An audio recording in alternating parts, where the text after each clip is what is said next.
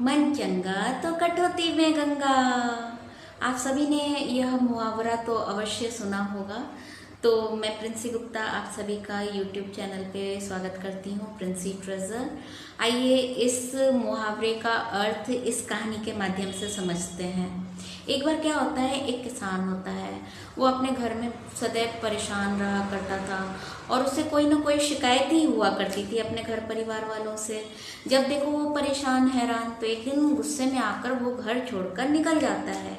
घर छोड़ने के बाद जब वो दूसरी नगर जाता है तो उसे वहाँ पता चलता है कि यहाँ पे एक साधु संत हैं जो बहुत ही महान है, महान आत्मा है। तो वो भी सोचता है कि क्यों ना मैं भी चलूँ उनसे मिलने।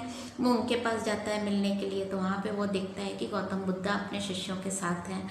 तो वो बुद्धा से कहता है कि प्रभु, मैं बड़ा परेशान रहता हूँ अपने जीवन में, कृपया करके आप मुझे अपना शिष्य बना लीजिए। तो गुरु ने कहा कि ठीक है, तुम इस आश्रम में रह सकते हो। वह भी उस आश्रम में रहना शुरू कर देता है, उनका शिष्य बन जाता है, उनकी सेवा दिन रात करता है और उसे बहुत ही अच्छा लगता है वहाँ पे। एक दिन बुद्धा जी बोले कि तुम जाओ और इस घड़े में जल भर के ले आओ, नदी के किनारे वहाँ तुमको जल मिल जाएगा। तो वो कहता है ठीक है प्रभु, जैसी आपकी इच्छा। वो घड़ा लेकर जल लेने के लिए नदी किनारे जाता है, सरोवर किनारे जाता है। दिखता है कि वहाँ पे बहुत सारे जंगली पशु पक्षी उद्यम मचा रहे होते हैं और जल बिल्कुल मैला कुचैला हो जाता है। तो वो कहता है इतना मैला कुचैला जल अगर मैं लेकर जाऊँगा तो प्रभु तो पी नहीं पाएंगे, ये जल तो किसी लायक का नहीं है, ये नदी तो बड़ी बेकार है, एकदम गंदी नदी है। तो वो यह सोचकर पुनः वापस आ जाता है आश्रम में और कहता है प्रभु क्षमा कीजिएगा, मैं जल आपके लिए नहीं ला पाया क्योंकि वो नदी तो बड़ी बेकार है, जल उसका बड़ा बेकार है, वहाँ पे पशु पक्षी उद्यम मचा रहे थे, जल बिल्कुल मैला कुचैला है, पीने लायक बिल्कुल भी नहीं है। तो बुद्धा कुछ नहीं बोलते उससे और बोलते हैं ठीक है, शांत बैठ जाओ। फिर शाम होने को आई। कुछ देर बाद फिर बुद्धा उसी को बुलाते हैं और कहते हैं कि जाओ अब तुम जल लेकर आओ घड़े में भरकर। तो वो सोचने लगता है शिष्य कि प्रभु को मैंने सुबह बताया था कि जल बिल्कुल मैला कुचैला है, नदी बिल्कुल बेकार हो गई है, पीने लायक जल ही नहीं है वहाँ पे, फिर भी बुद्धा मुझे वहाँ पर भेज रहे हैं, ऐसा क्यों? वो मन ही मन सोच रहा था, कहा कि वही मैला कुचैला जल मिलेगा, क्यों बुद्धा मुझे भेज रहे हैं और परिश्रम करवा रहे हैं मुझे। लेकिन जब वो नदी किनारे पहुंचता है तो दिखता है कि जल बिल्कुल साफ हो गया है, निर्मल जल दिख रहा है।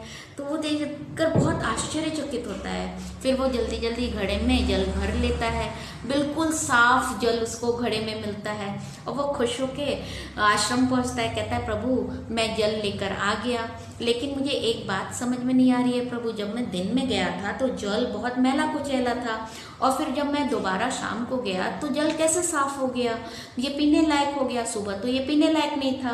तो बुद्धा कहते हैं उसी प्रकार से हमारा जीवन है। जब हमारे जीवन में कई प्रकार की समस्याएं होती हैं, मन में उथल पुथल होता है, तब हमें उसे शांत होने के लिए समय देना चाहिए। जिस प्रकार से सुबह नदी का जल गंदा मैला कुचैला था, उसे एक समय दिया गया, सुबह से शाम हो गई तो वो मैल खुद ब खुद नीचे तह में बैठ गया और नदी का जल साफ होकर ऊपर आ गया। उसी प्रकार से हमारा जीवन है। जब हमारे जीवन में बहुत उथल पुथल होती है तो हमें उस वक्त शांत हो जाना चाहिए और समय देना चाहिए। समय के साथ वो उथल पुथल शांत होकर नीचे बैठ जाएगा। फिर हमें उसमें निर्णय लेना चाहिए जब हमारा मन पूर्ण रूप से शांत हो। जब मन में उथल पुथल हो तब हमें निर्णय बिल्कुल नहीं लेना चाहिए। जब मन बहुत प्रसन्न हो तब हमें निर्णय बिल्कुल नहीं लेना चाहिए। जब मन हमारा बहुत दुखी हो तब हमें निर्णय बिल्कुल नहीं लेना चाहिए। हमें निर्णय कब लेना चाहिए? जब हमारा मन शांत हो। और मन शांत होने के लिए क्या करना चाहिए? हमें समय देना चाहिए। समय देने के लिए हमें क्या करना होगा?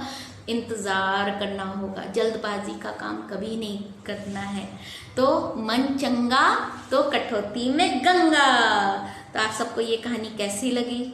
अगर अच्छी लगी है तो लाइक कर दीजिए, सब्सक्राइब कर दीजिए, कमेंट कर दीजिए, बेल आइकॉन हिट करना ना भूलिएगा ताकि आपको मेरे न्यू अपडेट्स मिलते रहें, नोटिफिकेशन मिलते रहें। और यह कहानी सुनने के बाद उस किसान को समझ में आ जाता है कि उसने अपने जीवन में कितनी बड़ी गलती की। फिर वो पुनः अपने घर वापस चला जाता है। Thank you so much, have a good day.